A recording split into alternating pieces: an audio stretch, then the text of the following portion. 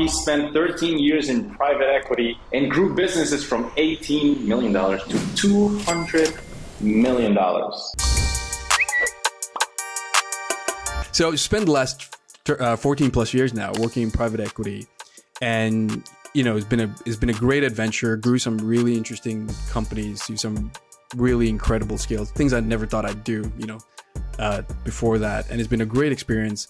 And now what I do is essentially run a growth consultancy where I help businesses who are pre-private equity, pre-VC, essentially position themselves to make themselves like super attractive to be either be acquired by private equity and VCs, or to essentially get their money in to grow faster. So that's pretty much what we do now. Awesome. How do you make people position themselves better, or companies? How do you shift their positioning? So it's really quite simple. Private equity or any kind of investor, they have a certain set of things they want. And all you need to do is to identify which are the kind of investors that would really make sense for you, and then essentially toggle your business, do a couple of adjustments to then make it a no-brainer, right? So if for example, you are you're already making $10 million AR in a revenue and you're $2 million in profit, but now you need some money to scale, right? So you wouldn't go to a VC for that, right? Why would you? You'd go to more stable private equity houses or more high net worth, so looking for decent return. They can understand the business, pretty intuitive. They'll give you capital. They're very patient, and off you go. So it's essentially it's pretty much similar to sales. It's like finding the right product for the right people, and then magic happens. Awesome. You mentioned you gotta have what investors want. What do investors want? So in the simplest form, returns. Investors want returns, but one small caveat to that. They want risk-adjusted returns.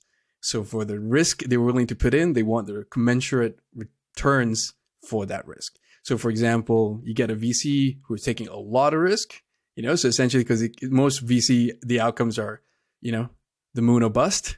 So the moon has to be the outcome, right? They need, a 2x on a VC deal is just not good enough. I want 5, 6, 7, 10, 100x if possible. But, a 2x, 3xer doesn't make sense. But for a private equity investor, right, business is generally cash flow positive. Everything's largely predictable. Markets relatively stable. So I'm okay with 3x because I know the risk I'm taking is not as high. So again, find the right investors for the sweet spot you're trying to target. Cool, man. When we first got our call in Tweets and Clients, that was one of the most enjoyable Zoom calls I've had, because you told me so many stories about like crazy businesses. And then I was like, Niv, you should do like bizarre business stories with Niv, like make a series of it. And one of them, if you'd like to share, is one related to Wagyu, right? So like in our world, I'm so used to like SaaS and agencies and cold email and Twitter and outreach. And we're like, no, dude, I'm going to make a shit ton of cash with Wagyu meat. So you want to tell that story? Absolutely, buddy. So a little bit of backstory. So what people know as Wagyu in the broader sense of the world is you're not getting 100% Wagyu. You're getting, at best 50-50. You're getting half Wagyu and half some, normal cow, like an Angus cow, for example. Don't get me wrong, they're great. But when you taste 100% full-blood Wagyu, it's a whole different experience. And the closest I think I told you is like tasting velvet with, a little hint of hazelnut on top of it. It's a truly unique experience. So what we did was, we understood that, obviously full-blood Wagyu, supremely unique product, highly defensible, because it's very difficult to find full-blood Wagyu because they have to come from Japan and the lineage has to be largely untouched. Whereas, for most other countries, they've already mixed it. So once you've mixed it, you can't get it back to 100%. So we knew there's a fairly good defensibility to it. But the problem is there are not many of those cows around. So how do you scale something like that? So we bumped into a founder who came up with a strategy that we thought was incredibly unique to scale this. So really intuitively quite simple. You take a full-blood Wagyu embryo, implant it with a full-blood Wagyu semen, but you implant it into a normal cow. because the genetics are the genetics, right? Full blood Wagyu, full blood Wagyu. But essentially, you implant it into an Angus cow, so a lower cost cow, as just the oven.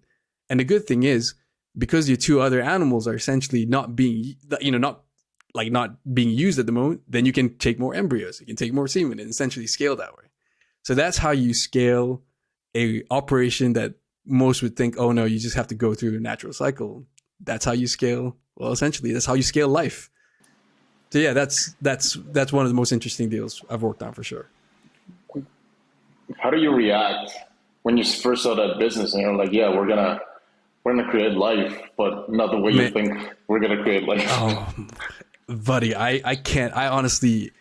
Okay, so I'll just tell you exactly what happened. Right, as I saw this, read through it, when I finished reading the deal memo and all that, it was 11 p.m. at night. I spent from 11 p.m. at night, right? And next thing I know, I was waking up from my desk at the office, by the way, at the office at 7 a.m. because I spent the rest of the night modeling, looking at the numbers, thinking this could not possibly be real. Like this, come on, what are we doing here? Like, come on. And lo and behold, man, like it's real. So that was like a way to scale a premium product that wasn't that scalable before, right? Correct. So wouldn't that be an issue because now you're making the supply bigger, and then it's like people can catch up to it and lower the price? Yeah. So the issue that a situation like that happens is like you're essentially introducing a premium product to the market. So there will be a hit to the price, but the way we've modeled it is that even if there was a meaningful decline in price, which there will be, we're still much more expensive than, so there's still a premium price than everything else. And because now people have access to it, you make up for that in volume, right? So now people are like, you got countries like Saudi Arabia who can't get enough of this stuff. They just can't. There's just such a high demand for super uber premium products like this. They just can't get their hands on it. So now we're essentially saying, what if we could get you consistent volume over time? I mean, imagine all the 6-star restaurants in Saudi Arabia now going, oh my God, we'll take everything you have. China and you just name the places, right? When you have an uber premium product that is at an accessible price, you can make up for the lost in price by just running a whole bunch of volume through it. There's 6-star restaurants? I thought it capped at 5. There's 6-star restaurants? Oh yes, in I think in Abu Dhabi, in Dubai, like yes, there's 6-star. Oh God, what's it like going to one of those? I have not been to one, buddy, because unfortunately, when all that started to happen, COVID happened, so I could not actually go there. But I can imagine. I know. You gotta imagine go. It would be you gotta go now. I do. Supplier. Like, come on. soon, man. Soon. Like even Pablo Escobar went America, a few times, but he did. Cool. So, what percentage would you say of your businesses are like bizarre businesses like that and normal? I would say majority. I would say probably like a 70-30 split, like by numbers, because again, there's a lot of value in boring businesses, and to be honest, I love boring businesses. Give me a waste management business over a SaaS company any day. Seriously, give me a waste management business. Give me like a daycare center roll up any day over a SaaS business, because they're predictable, they're scalable, the cash flow, the cash flow positive, highly predictable. They're great, and they're so in demand. I mean, I don't know if you ever run or you've ever seen what parents would be willing to do for their kids, but trust me, they're willing to pay a lot of money to make sure their kids are well taken care of. So it's daycare businesses are fantastic. Those are one of our best performers. They're great. What makes you like the boring businesses over the exciting one? Because I have a SaaS. We're going to talk about that later on. But absolutely, what makes you prefer those? Yeah. So boring businesses are highly execution driven. So you get good because of how well you execute, right? Like, so, and the good thing about execution driven businesses is that you get better over time. You get better at execution over time. And there's a network effect once you get to a certain size. So you get benefits. It's harder for people to penetrate. For example, right? If you essentially run the market on daycare businesses in your area, a new person opening a new school is not going to be able to make a whole dent in your market. So you get to protect your ass a lot better. And, just for example, this really upstart business, it's really starting to make some waves. What do? You just buy them. You got the capital. Like, all right, oh my God, this guy's got a really great concept. You know what? I'll just buy them. Why fight? I'll just buy them. So yeah, so that's boring businesses like that, like defensible businesses really are very attractive. Don't get me wrong, SaaS is great too. Just a different risk profile and a little bit more of an unpredictable risk profile. That's all.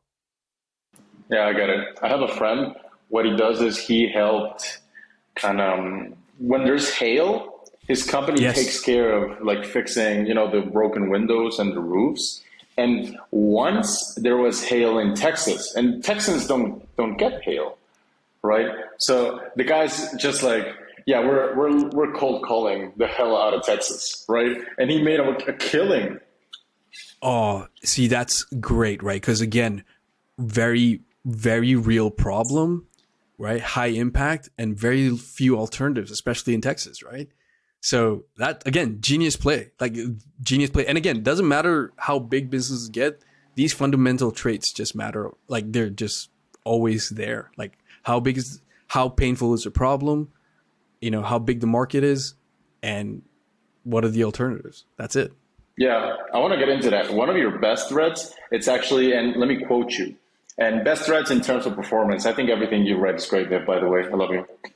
But one of your best threads in terms of performance is, let me find this.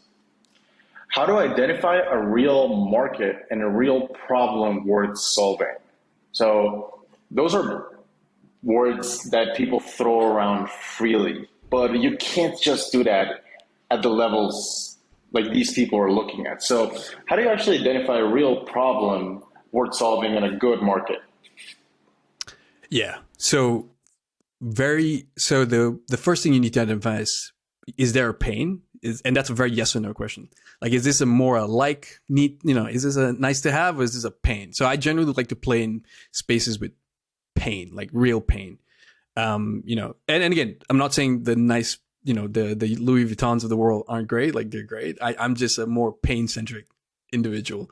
So then what are people willing to get rid of pain? And I want that to be really high. Like, for example, the endometriosis business we're looking at right now, people are willing to pay a lot of money to have that problem go away. And again, the hail example from Texas, people want to pay a lot, like we're paying a fair amount of money to get that problem go away. So the pain is real, that we know. And you can quantify that many ways, right? One of them is, how much time saved, how much dollar generated. You can do all those things to generate that. And then the most important thing, what are the alternatives? That's the most important thing that people always ignore about quality market. If your solution isn't, in my view, the threshold should be between 7 and 10 times better, then you're just the same. Because consumers can't see differences like, 2x, 3x difference between two competitors. Very hard, very difficult to see the real meaningful difference. But when you're 10x different, they can tell. Then you can start taking market share. So that's how I would identify. Is this what you saw in, I don't know if it was breast milk or period girl, but any of those two? Both. So with endometriosis, okay, sorry, which one was, yeah, so endometriosis, just for your listeners who don't know, is a really painful condition that affects about 1 in 10 women aged 25 to 40.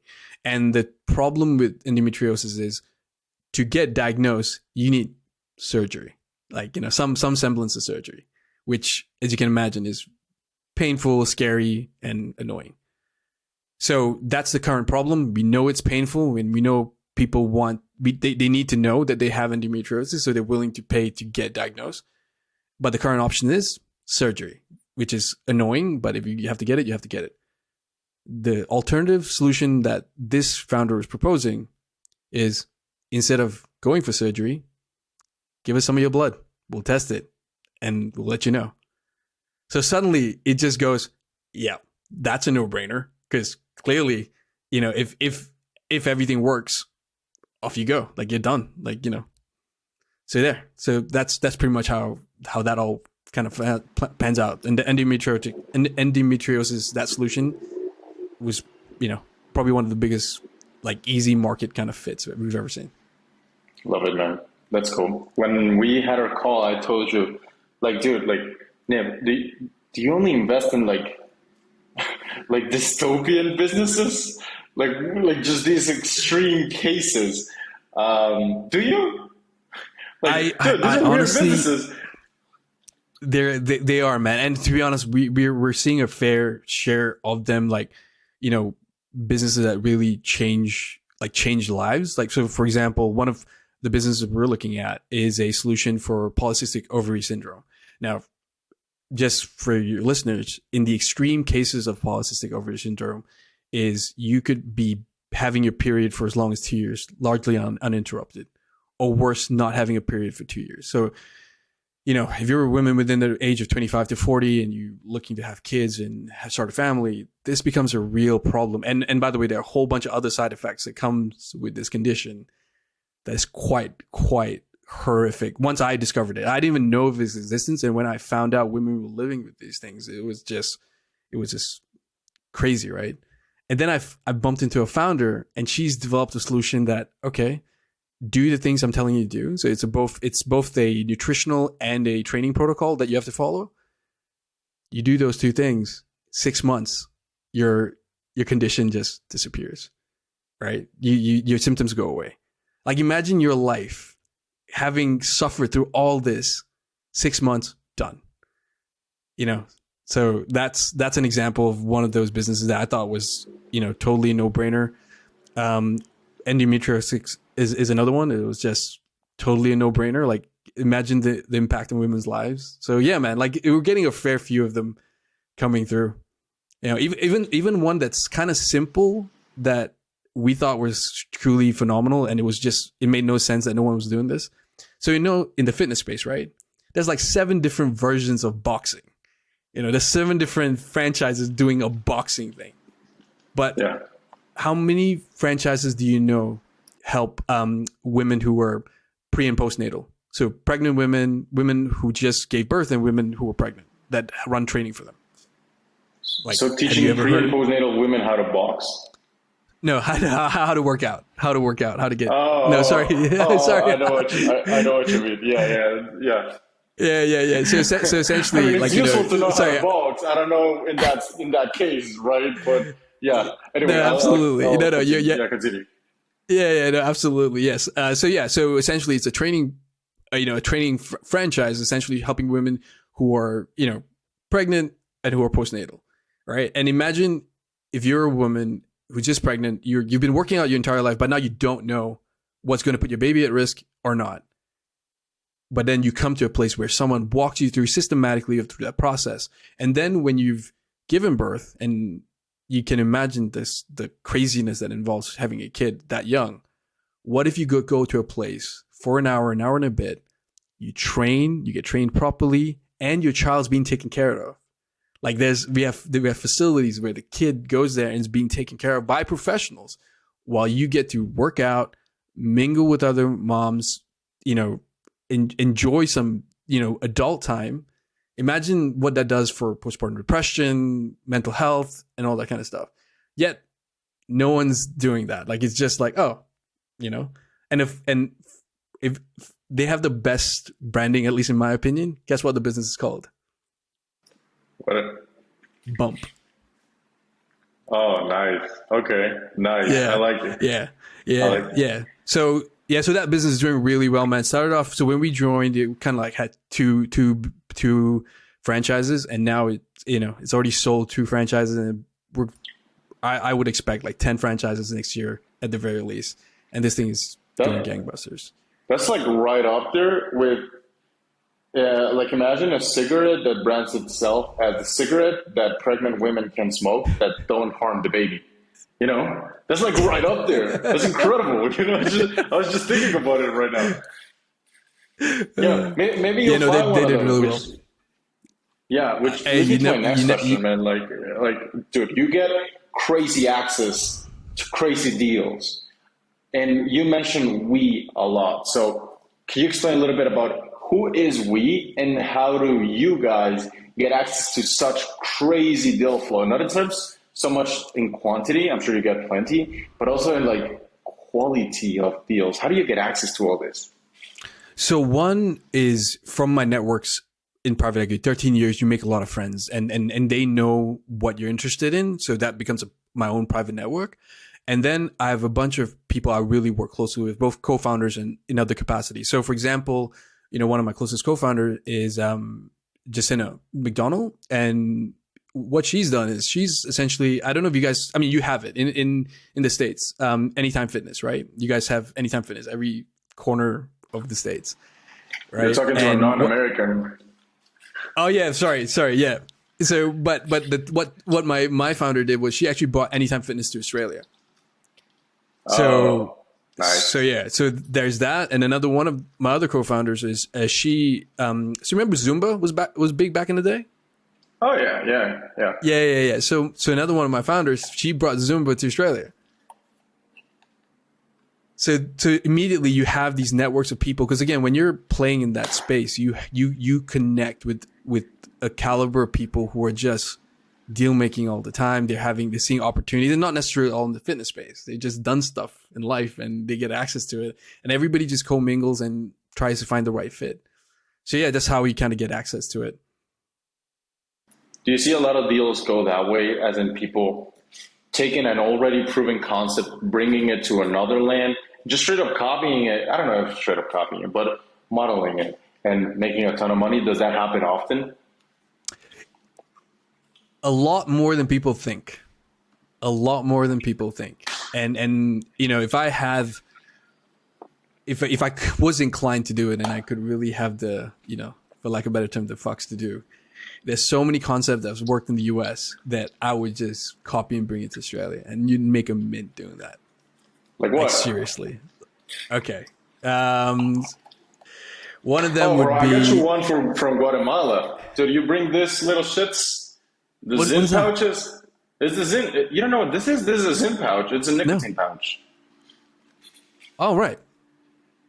Yeah, No. yeah. So we don't have those in Guatemala, right? And Latinos are pretty much our breakfast is a cigarette and Coca Cola. So like this would kill. Like this would be awesome. But I'll let you continue. What examples But, are there but, in but Australia? okay, so one of the biggest things that's happening in the US and starting to see trends in the UK is co-working spaces. Like really, but not just general co-working spaces, like industry specific. So for example, hairdressers, right? Like hair. I don't know if you know, but in the US, they're massive. Hairdressing co-working spaces are massive, right? Private equity has dropped so much money in that space because essentially what you do is it's a simple play, right? You think about it this way: you have X amount of money, just say $2 million. You go renovate a nice spot in a shopping mall, fill it up with 30 seats, equip it with all the hairdressing equipment, and all you got to do is fill those spots, right? Suddenly, all you have to do is have one manager managing the 30 people, and they just got to pay their dues. How they run the operations, All you do is just collect funding. And just do that a couple of times, and suddenly you have a collection of some really, really attractive assets there. See, this is why I had to bring you in, man. Like a lot of people would be like, "Oh yeah, I started a cold email agency." I'm like, "No, fuck it. Let's start hairdressing co-working spaces, yo. That's where the Hey, money is." that's the best. So the best thing for people to think, if they run an agency, after a certain point, you need to start leveraging. You need to start leveraging that the cash flow you're getting. That cash flow has to go to work, and these kind of ideas is where you get them to work. How? So, for example, if you're a start, like just say you're one of those agencies, right? Year 4, year 5, you're churning 400-500 grand hypothetically, right? So, you should be running those profits into new endeavors like this. For example, like this. Let's running a hypothetical, right? Like just say says 500 grand that in profit for your businesses this year to do this, to do the hairstylist co-working space. You need like 2 mil down, for example. take half of it, you know, half a million debt, right? Sorry, so a million debt, 400K for you. Another investor brings in 600K. You offer to operate it. There you go. 400K is working for you without working for you. I like it. One last podcast I asked you, what were some like differences in how people at like 0 to 1 mil spend their money, 1 to 5 mil spend their money, 5 to 10 and 10 above. And you were like, at some point, everybody just goes into real estate. They just dump it in in properties. Why do they do that? So property plays are very defensive by nature for the most part. Again, there's a lot of caveats to that statement, but again, for a lot of the people I know that make the most money, it's a very safe bet to park a large amount of cash. Because sometimes, for example, right, if you're trying to play in VC land, you're deploying $400,000 per transaction. That's a lot of volume to get through when you got like $40 million to go through. Like when you're trying to get a return on $40 million, trying to write $400,000 checks starts getting really tedious, and you got to manage that, right? You can't just like write it off and forget about it. So you have to manage that. Whereas if you're dropping, 10 mil on 3 commercial deals, makes a lot more sense, especially if there's an operator there running it for you, and you can literally just have that churn for you. Fuck, dude. Yeah, I want to talk about that a lot because you drop these terms like they're nothing. It's like 400,000 for like 40 bill, right? And you're friends with some billionaires. So sure. I'd love to know, what are some things you learned from them? Okay, so I thought about this, and 2 of the biggest lessons I've learned from 2 separate billionaires. So the first one, he's probably the one with the commercial acumen, and I sat down with him. We were on this farm, and just the coolest, most chill dude. Like, I still remember when I first met him. Obviously, billionaires generally travel with an entourage. I couldn't pick who he was, and then when I found out, he was shorts and t-shirt when everyone around him was in the suit. That's how I kind of guessed, because I guess that's the only way. I mean, if you're part of the entourage, you can't be the worst dressed person. So it was this guy. Anyway, so the one thing he taught me that really has resonated with me today is get leverage. Not debt, but leverage. So the power of a billionaire is not so much that they have $1 billion. It's true. But if you think about it this way, if I took Warren Buffett's $1 billion, so the many, many $1 billion he has today, he'd be able to make a sizable amount back by the end of the week. And it's because of the leverage he has, with the connection he has, the knowledge he has, and the ability to influence outcomes. That's where the real value is. So like this billionaire friend of mine, where before he even looks at a deal, the amount of work that's already gone into that transaction is so high that he literally comes in, spends 30 minutes, makes a decision, and it's done. Right? You're talking about a $30 million transaction that he spends 30 minutes on that has that kind of impact. So it's like the input is phenomenally disproportional to the output. And that's what he taught me. Is like, what you should spend your time on is not so much making money. It's just building leverage, right? Leverage can come from your networks. It can come from money. It can come from it can come from many places, right? But that's what you should focus on. Not just money, just your leverage. So I never forgot that piece of advice ever. Oh, that's awesome. That was so good. How have you used that advice in your life? So that one, Twitter is a start of that. Like me and using Twitter was definitely a start of that. But for me, I've used money as my main lever. If we're being honest, that's been my main lever. Money and my smaller universal contacts have been my main levers. So I get access to things because I'm willing to invest more than, not more, but to a range that people are willing to accept. I've built networks with people who know and trust the way I operate, and that they're like, okay, cool, like he's a good person. Like, he's a good person to bring in. And when I am brought into a business, it's rarely just purely on funding. It's also from expertise. So I get access to things not just because I have the capital, it's because I have insight that the founders are lacking. So that's generally how I get it. That's how I leverage my positioning. So knowledge, money, and networks. And the That's second piece of good. advice, I thought you'd love this one. So billionaire fund manager, right? Legs in cash. He said legs Yeah, in yeah, cash. yeah.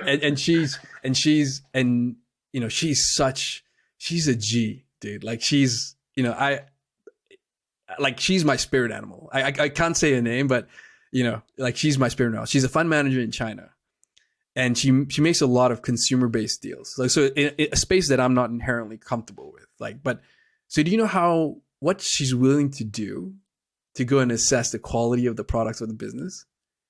She does door to door knocking and speaks to customers about the products. Oh Like she goes God. door to door to some customers. And I still remember this one time, apparently she was talking to a business that sells like cosmetic products. And she's asking a very specific question like, do you put it in your bathroom or is it in like some cupboard somewhere in your house? Like, you know, so essentially is it a front of mind thing or is it like somewhere in the back? And the customer said, no, it's a front of mind thing. It's literally on my kitchen cabinet. Guess what she does? Can I go see it? So she literally walks into this person's house to go check that it's there.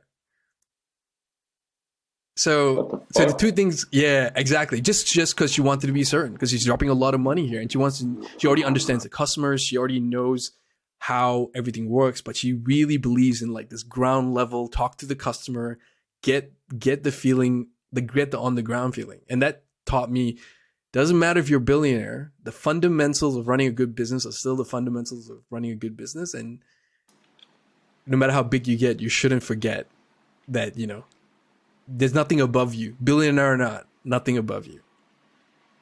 Fuck yeah, dude. It reminds me of like. By the way, you got your purple belt yesterday, wasn't it? In jiu-jitsu. So Yes, it was. Yes, it congratulations. was. That's Thank you. some good Thank you. shit.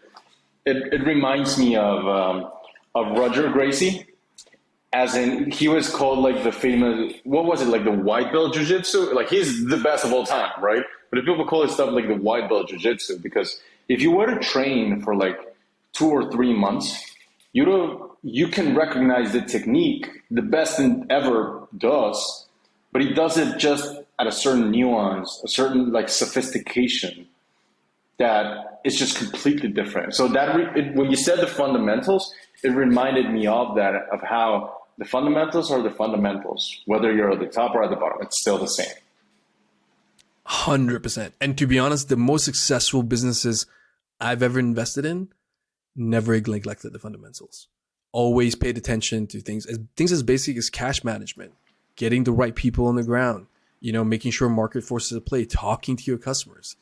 Like these guys are fanatic. The businesses which I know who did well were fanatical about stuff like this. You know, they never were willing to cut corners on the fundamentals.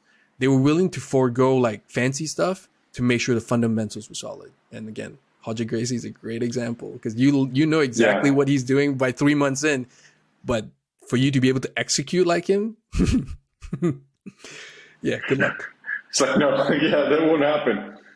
Uh, Yeah. that's why sometimes the teaching clients are testimonials. This is actually an issue. They're so boring.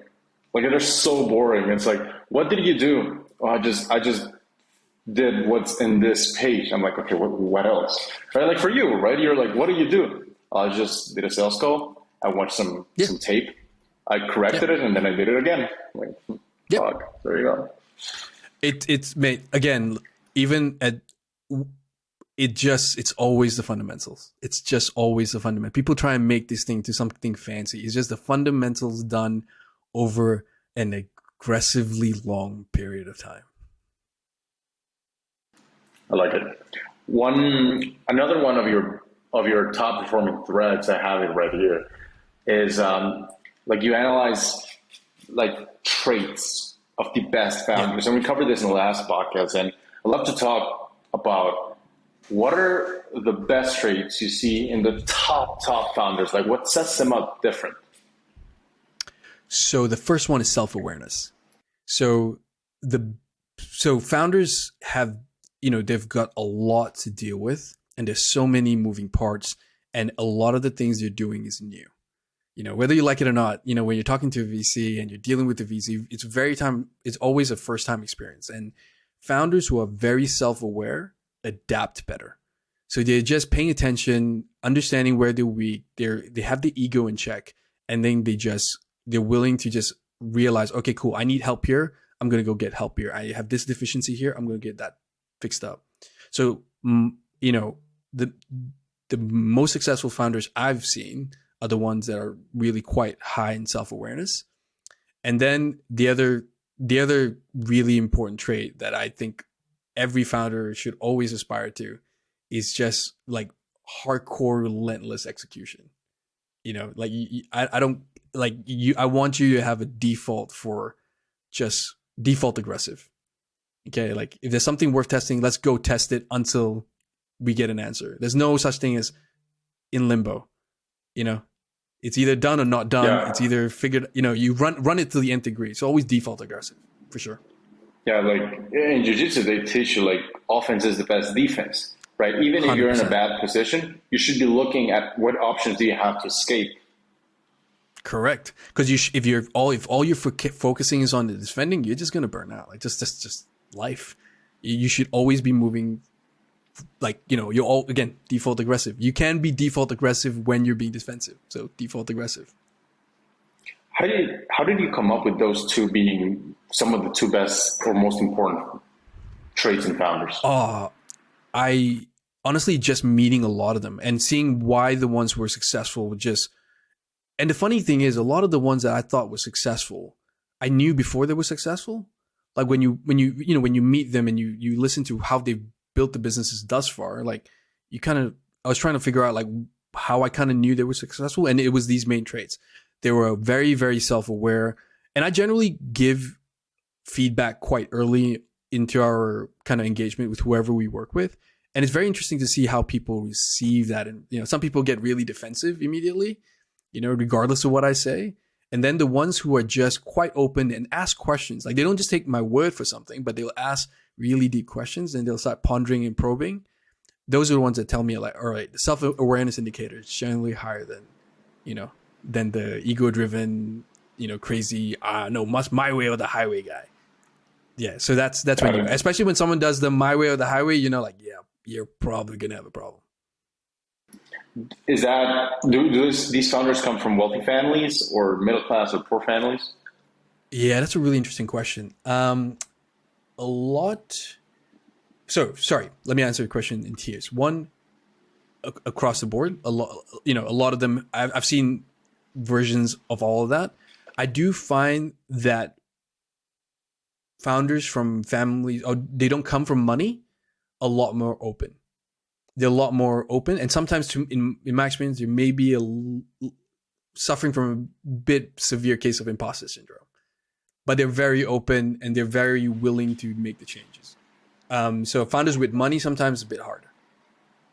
Oh, that's interesting. Alex Ramosi said that one of the traits of the top performers, they have like this deep sense of insecurity, and they make up for it with wild success. I know, like. I was super insecure growing up, right? And I was like, my like little hub was starting a business because I was like, of everything I'm not good at, this is the one thing I want to get good at. Yep. And I don't want you to say like, yeah, the founders I work with, they're insecure as fuck. But like, do they maybe have that? Have you seen that? Absolutely. And that's the part of the self-awareness part. A lot of founders know that, there's a lot of stuff that they're still working out themselves. So there's definitely a high level of insecurity. But again, when you're trying anything this new, you're trying to like change your world like this, you got to be a little bit insecure because it's never been done before. So if I meet a founder that's like, for example, working on the endometriosis solution, who's 1000% certain, I'd be concerned. Like, who's like, oh yeah, no problems will ever occur. We'll crush it day in, day out. Those people I'll be worried about. I mean, kind of like the thoroughness girl, right? She's like, oh yeah, this blood thing, best thing ever. Don't worry about it. Best thing ever. Yeah, I got it. Yeah. So anytime someone says just, I got it, is usually my trigger to go like, I'm going to go check this now. Oh, by the way, context for everybody who's listening. This is the second podcast I'm recording with Niv because the first one just went horrible audio, horrible video. So now we're back. But you told one story that ingrained in me, and it was the guy that went up to you and he told you he wanted to shift in the role he had in the company. So I'd love to tell that story for the audience. Yeah. So this is one of those really great examples of self-aware founders. So he was running a company. He founded it. It was a really great company. He was a really good CEO. But one day, and we've just invested in it. I think we're probably 1 year into the investment. And then he taps me and he says, I'm going to talk to you about something. And I want you to hear me out before you just like shoot me down and yell at me. I'm like, all right, cool. So this is where I start getting worried. Where are you going to ask me for more money, or is the project dead? Like, he comes up to me and says, I don't think I'm the right person to run this company going forward. Like, I know where my skills are. I know I'm good at sales, but I feel like the next step requires an exceptionally more professional CEO. And I'd like to spearhead that process so that we can get a great outcome and get a great CEO. And to me, that was a incredible, team first attitude that, sometimes you hear like, oh, no one does that. This is real. This person's like near and dear to my heart. We chat all the time now, and he's truly been an inspiration for me in the sense of how I look at founders. Super self-aware, always team first, like always team first. This man has, sometimes when the company couldn't afford to do due diligence way back when, like we needed to do a report, like a deep dive consultancy report, and the cash was like, oh, it's a bit tight. He'll put up his own money. Not that he has a lot, but it's like, we need to get this done and the team comes first. So we'll do that. So he's that guy. That guy's a G. I like it. I love that story because man, no, yeah. it's and again, like now imagine if he comes back to me and says like, hey man, I got this idea, I need funding. Come on, man, I'd move heaven and earth to get him that funding. You know what I mean? So yeah. Like I want to tie it back a little bit to Twitter. When Sure. To me, it was kind of painful in the beginning of Tweet Hunter because like I had to accept unwillingly that I wasn't going to be CEO. Everybody wants to be a CEO, right? It's the cool one. It's the one you can put everywhere. I'm the CMO. So I was like, fuck. But at some point, it's like, do you want to play cool or do you want to build a big company? 100%. So a little bit back to Twitter, man. There was one video that was kind of hurtful. And I was like, oh, fuck, from Alex. And we want to talk about this. But he basically says, starting a software company is a terrible fucking idea. Obviously, it's not a bad idea just starting a software company. There's nuance to it. But he essentially talked about how if you have this course and you're an influencer and you feel like people are just going to buy because of your course, because it's an essential part of completing it, your software's not going anywhere because you're competing against tech people. And tech people do this all day. And when I mentioned that to you, you said, I have a few thoughts on that I'd like to share. And I was like, don't say them before we start recording.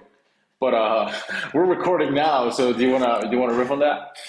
No, absolutely. So essentially, the context of the video that Alex wrote was essentially, if you're in a guru space, providing a service, and e-learning space, providing education, you shouldn't distract yourself by building a SaaS, that either feeds from your e-learning solution into that SaaS that is likely to be suboptimal. And again, I agree to that to some extent, because you're right. If you're learning e-learning business, and let's just say, for example, right, you're running a sales program, like you teach people how to sell stuff, and now you're going to build a lead management software, right? That doesn't make sense to me because there's Salesforce and there's 50 different versions of that solution you're trying to provide. So that makes zero sense to do, right? But if I were in your position, that's a little bit different, because Tweet Hunter is a very nuanced piece of equipment that actually facilitates very specific thing, that it does. And to be honest, and that's the other important thing to recognize. The market in which you're playing in isn't particularly like mature. Like, for example, if some guy did the sales call and they're going up against freaking Salesforce, that's a different behemoth entirely. Like that's a different animal. Whereas what you're doing, you're going through a very specific market that's still trying to figure itself out.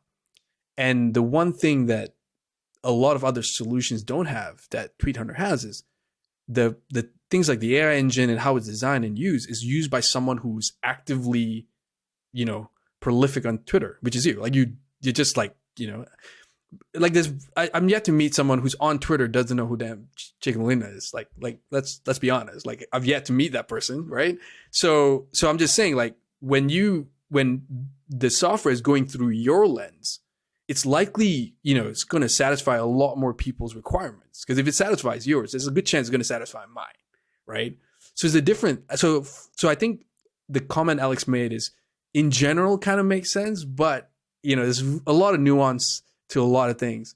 And just to add more spice to this, and I really thought about this a lot. Sure. Oh, let's go. Like, do you know who Russell Brunson is?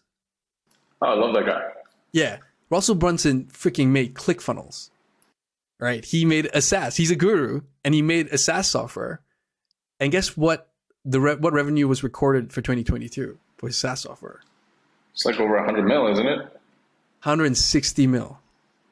Yeah, it's crazy. So again, to again, like all things, there's exceptions to the rule. And I think the takeaway from what Alex says for people need to understand is, don't build something just for the sake of building it, because there's no, if there's something out there that's better, as your responsibility as someone providing e-course is to point them to that solution.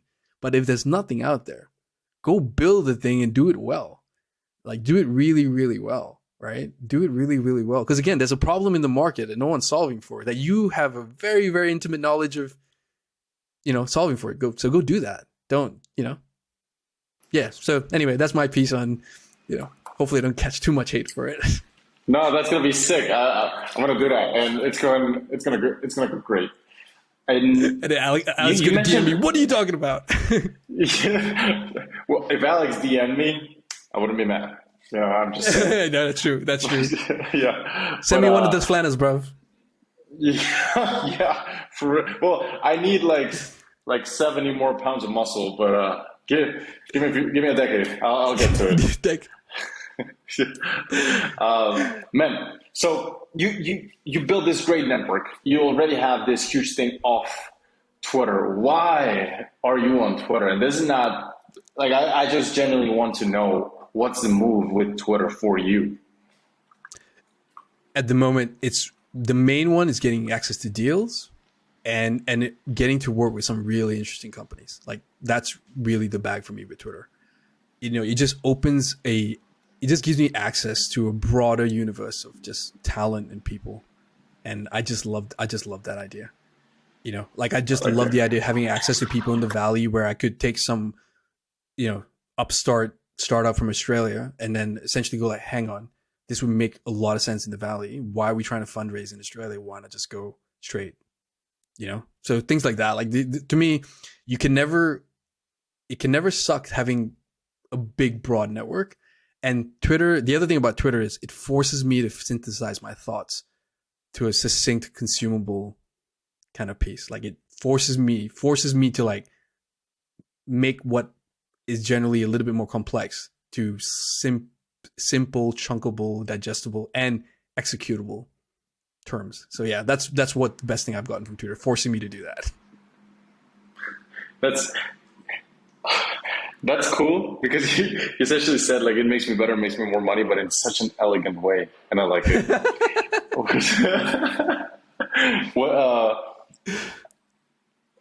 I enrolled this other startup person in Tweets and Clients the other day, and let me know if this has been your experience. But she said, I've worked with a lot of people from the Bay Area that have huge followings on Twitter, and she tells me, dude, they all suck at their job. I'm like, whoa, what do you mean? She's like, yeah. And I'm like, so likes and confidence either, right? Apparently. So is your move kind of going towards get kind of the network from the big accounts that allow you to get kind of the access to the deal from the anonymous guy with 2 followers that's worth $1 billion? Yep. So again, right? Like you want to be able to demonstrate competence succinctly in your tweets. And to be honest, if you're in the space, you can tell the difference. You can tell the difference when someone's literally writing it off some kind of blog and ripping it off, or someone's actually done the work. And I hope mine at least sounds closer to the done the work than the guy ripping off the blog. But that's what you want to signal to people, like, hey, I've seen this and done this before. I've seen this volume of work before. Let's have a chat. Because again, that's the start, right? You know, you can't close anyone on Twitter. Well, at least I'm not that good. But I want to be able to, you know, highlight that, hey, I've done some things, you know, let's maybe jump on a call and see if we can help each other. Because I like you, and we've had this conversation. I'm not for everybody. Like, I'm not like the same way John Danaher isn't for everybody. I'm definitely not for everybody. And this is by no way saying that I'm anywhere close to John Danaher, FYI. If John ever sees this, he might. You never know. I hope so, dude. I trained with Danaher for like a month, and for like 1 month, right? And I did one move, like for out of the hundreds of moves that you have to do in training, I did one move. And John doesn't even know my name. John probably can't recognize me. But when he told me on the match, he said once, "Good job, sir." I was like, oh my God, this is all I did in my life. Oh my God, dude, that it's open question whether that's more valuable than a black belt. I'm not gonna lie, it could be. Like having John Danaher come with you, good work, sir. I'm like, oof, that's it. I'm done. There's no higher high than this. Yeah. This is me winning the 80s. This is take off your belt, just hang it. That's it. Like this is me winning the ADCC. Thank you very much. Yeah, there you go. Love it, man. We are kind of coming close to the hour, but before we even hop off, just want to tell you, man, this was an awesome podcast. I had a lot of fun talking to you. Do you want to talk a little bit about where can people find you and why should people find you? Perfect. Oh, first of all, thanks for having me, man. Again, it was a blast. It's always a blast when we chat, but thanks so much, man. It's been great. So where can people find me? Mainly on Twitter. So it's NivT on Twitter, and integralinsights.io, which is the fund I run. So why you should follow me? So if you have a business that you're even considering bringing to investors or potentially exiting, come talk to us. We'll make sure that you're making all the right steps. And at the very least, you're going to get a whole bunch of certainty before you make your next big move. So do that. And just want to shout out a couple other things. One, we'll be running a kind of like accelerator/retreat program sometime next year. We're going to bring some of our founders and potentially bringing some members of the public into the retreat, and also some investors. So that's going to be pretty exciting, an exciting time. You know, everybody goes away for a couple, 4 or 5 days, and essentially just riff off each other. That's always magical. And then, so my partner Julia and I are also launching like a pitch training session where we essentially help founders who, especially on the lower end of the scale, where they're newer, learn how to pitch, build their pitch, and structure their deals, you know, with more sophistication, so that by the time they go to VC, you know, they're looking like sharper. So yeah, so a couple of really interesting things coming in the pipeline. So we're really excited about all those things. Dude, I love that. After this interview, on your retreat, everybody's gonna go in a shorts and a t-shirt, like a billionaire, you know, so they can play low key. You know, it's like, that's how you know, Niv, I'm listening to your advice. There you go. All right. Hey, no, I again, it's that's awesome, buddy. That'd be hilarious. Yeah. Well, yeah, for sure. Well, thank you for being here. This was a great podcast, and yeah, I'll see you then.